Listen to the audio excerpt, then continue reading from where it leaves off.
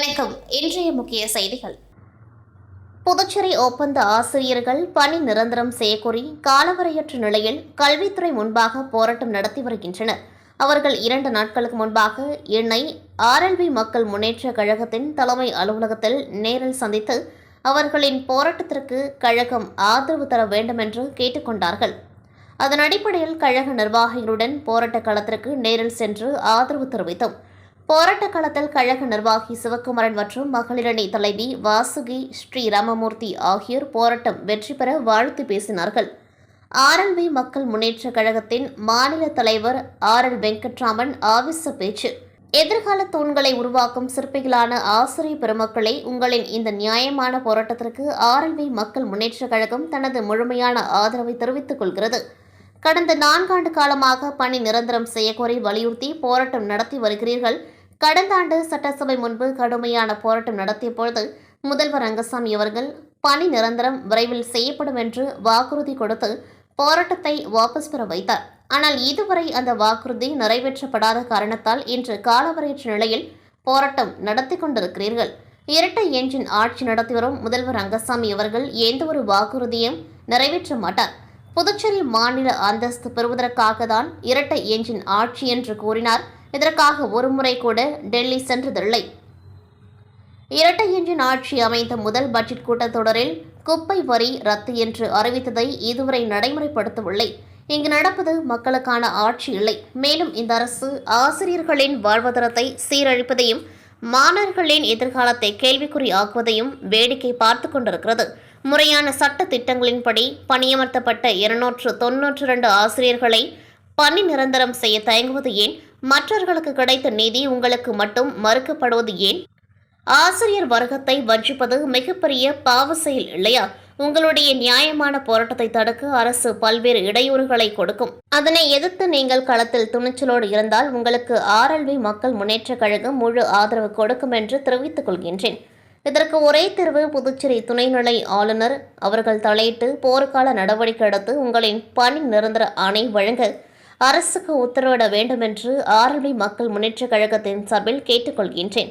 இது சம்பந்தமாக ஆளுநர் அவர்களை நேரில் சென்று வலியுறுத்துவேன். இல்லையேல் உங்களுக்காக நீதிமன்றத்தில் வழக்கு தொடருவேன் என்று உறுதியளித்தேன். அதுவரை உங்கள் போராட்ட களத்தில் தோளோடு தோள் நின்று RLV மக்கள் முன்னேற்ற கழகம் போராடும் என உறுதி அளிக்கிறேன் என்று RLV மக்கள் முன்னேற்ற கழகம் மாநில தலைவர் வெங்கட்ராமன் ஆவேசமாக பேசினார். போராட்ட களத்தில் கழக நிர்வாகிகள் கோமதி, சங்கர், சுப்பிரமணியன், கவிதா, டாக்டர் கீதா, லக்ஷ்மி பிரியா, அமுதா, அக்னி, ஆதவா போராட்ட களத்தில் கலந்து கொண்டார்கள். ரெயின்போ நகரை சேர்ந்த ஒரு தொழிலதிபர் தனது செல்போனில் வாட்ஸ்அப் மூலம் அனுப்பப்பட்ட மெசேஜ் ஒன்றை பெற்றார். அதில் ஆன்லைன் வர்த்தகம் மூலம் அதிக லாபம் சம்பாதிக்கலாம் என குறிப்பிட்டு முதலீடு செய்ய வழிகாட்டப்பட்டது. தொழிலதிபர் முதலில் ₹5,000 முதலீடு செய்ததில் ₹3,000 லாபம் கிடைத்ததால் இவர் நம்பிக்கை கொண்டார். இதனைத் தொடர்ந்து அவர் பல தவணைகளாக ₹5.5 கோடி முதலீடு செய்தார். ஆனால் கிடைத்த லாபத்தை தனது வங்கிக் கணக்கில் மாற்ற முயன்ற பொழுது அது செயல்படவில்லை. தனி வழிகளில் தொடர்பு கொள்ள முயன்றாலும் அவருடன் தொடர்பு கொள்ள முடியாமல் போன பின்னர் தொழிலதிபர் மோசடி அடைந்ததை உணர்ந்து புதுச்சேரி சைபர் கிரைம் போலீசில் புகார் செய்தார். இந்நிகழ்ச்சியின் பேரில் சைபர் போலீசார் வழக்கு பதிவு செய்து விசாரணை நடத்தி வருகின்றனர். புதுச்சேரி அரசு சுகாதாரத்துறை ஊழியர்களின் கோரிக்கைகளை அரசு விதிகள் மற்றும் அரசாணைகள் அடிப்படையில் தீர்த்திட வேண்டும்.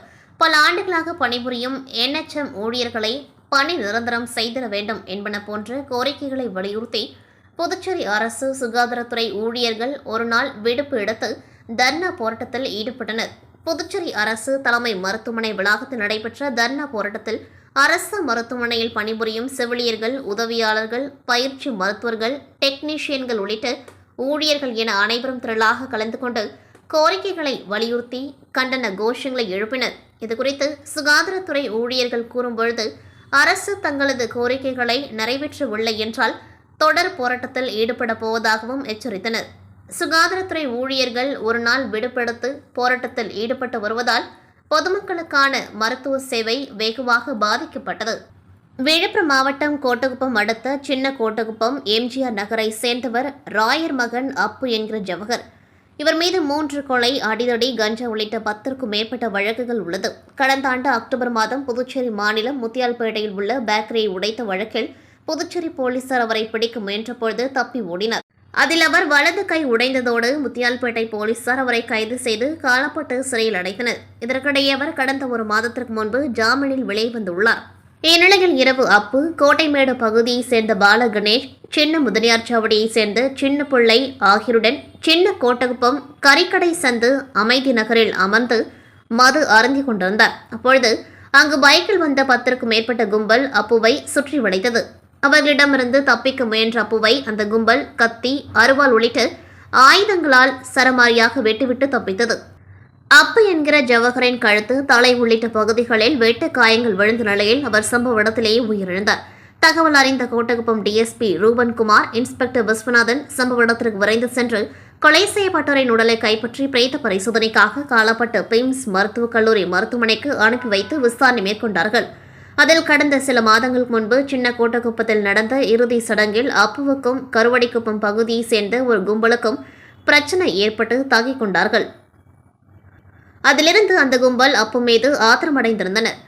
இந்த முன்விரோதம் காரணமாக அவர் கொலை செய்யப்பட்டிருக்கலாம் என போலீசார் சந்தேகிக்கின்றனர். இந்த கொலை வழக்கு சம்பவம் குறித்து கோட்டகுப்பம் போலீசார் வழக்கு பதிவு செய்து கொலை செய்துவிட்டு தப்பித்த கும்பலை தேடி வருகின்றனர். ரவுடி அப்பு வெட்டி கொலை செய்யப்பட்ட சம்பவம் கோட்டகுப்பம் பகுதியில் பெரும் பரபரப்பை ஏற்படுத்தியுள்ளது. புதுச்சேரி அரசு பங்களிப்புடன் புதுச்சேரி அரசு குடிசை மாற்று வாரியத்தின் மூலம் செயல்படுத்தப்படும் காமராஜர் வீடு கட்டும் திட்டத்துடன் இணைத்து பிரதம மந்திரி ஆவாஸ் யோஜனா வீடு கட்டும் திட்டத்தின் கீழ் மத்திய, மாநில அரசால் செயல்படுத்தப்பட்டு வருகிறது. இந்த திட்டத்திற்கு மிகவும் வறுமை கோட்டின் கீழ் வாழும் மக்களுக்கு வீடு கட்டுவதற்கு இதுவரை மானியமாக இருந்த 3.50 லட்சமாக இருந்த மானியத் தொகையை 5 லட்சமாக உயர்த்தப்பட்டது.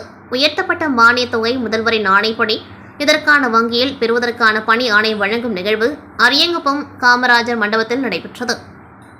இதில் கலந்து கொண்ட தொகுதியின் சட்டமன்ற உறுப்பினர் பாஸ்கர் என்கிற தட்சிணாமூர்த்தி சுமார் 85 பயனாளிகளுக்கு முதல் தவணை தொகையை அவர்களது வங்கிக் கணக்கில் செலுத்தும் ஆணை வழங்கினார். இந்த நிகழ்ச்சியில் குடிசை மாற்று வாரிய செயல் அதிகாரி மற்றும் துறை செயற்பொறியாளர் ரவிச்சந்திரன், உதவி பொறியாளர் சுதர்சனம், இளநிலை பொறியாளர் செந்தல்நாதன், நல ஆய்வாளர் சிவபிரகாசம் மற்றும் தேசிய ஜனநாயக கூட்டணி கட்சியினர், என்ஆர் காங்கிரஸ் பிரமுகர்கள், பொதுமக்கள் கலந்து கொண்டார்கள். எம்ஐடி மைனுதீன் என்ற இளைஞர் கடந்த 24ஆம் தேதி அன்று இரவு 9 மணியளவில் காணாமல் போயுள்ளார். இவர் சிறப்பு நிற டி-ஷர்ட் மற்றும் சாம்பல் நிற முக்கால் அணிந்திருந்துள்ளார். உயரம் 5 அடி. இவரை பற்றி தகவல் தெரிந்தால் தொலைபேசி எண் 9511631222 அல்லது 9944307682 அல்லது 7001260307 என்ற எண்ணை தொடர்பு கொள்ளவும். இத்துடன் செய்திகள் நிறைவடைகின்றது. நன்றி, வணக்கம்.